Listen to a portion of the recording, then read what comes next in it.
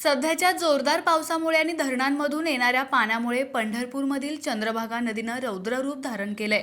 उजनी आणि वीर धरणातून तब्बल 93,000 क्युसेक पाण्याचा विसर्ग भीमा नदीत होत असल्यानं चंद्रभागा नदी सध्या दुथडी भरून वाहत आहे, ज्यामुळे पंढरपुरात पूरसदृश परिस्थिती निर्माण झाली आहे। भीमा आणि नीरा नदीच्या खोऱ्यात झालेल्या मुसळधार पावसामुळे चंद्रभागेच्या पाणी पातळीत लक्षणीय वाढ झाली आहे।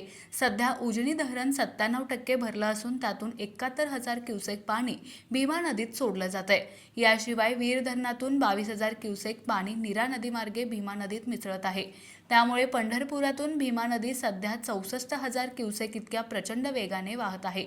नीरा नरसिंहपूर येथील नीरा आणि भीमा नदीच्या संगमावरही पाणी पातळीत मोठी वाढ झाल्याचं दिसून येत आहे। या गंभीर परिस्थितीमध्येही नदीकाठी कोणतीही कायमस्वरूपी आपत्ती व्यवस्थापन प्रणाली कार्यान्वित नसल्याची बाब चिंताजनक आहे। मात्र महादेव कोळी समाजातील लोकांनी पुढाकार घेऊन नदीकाठच्या रहिवाशांना सतर्क केलं आहे आणि त्यांना सुरक्षित स्थळी जाण्यास मदत करत आहेत। या परिस्थितीचं गांभीर्य लक्षात घेऊन पालकमंत्री जयकुमार गोरे यांनी तात्काळ कायमस्वरूपी आपत्कालीन व्यवस्थापन प्रणाली कार्यान्वित करण्याचे आदेश दिले आहेत। भविष्यात अशा परिस्थितीचा सामना करण्यासाठी ही प्रणाली अत्यंत महत्त्वाची ठरणार आहे।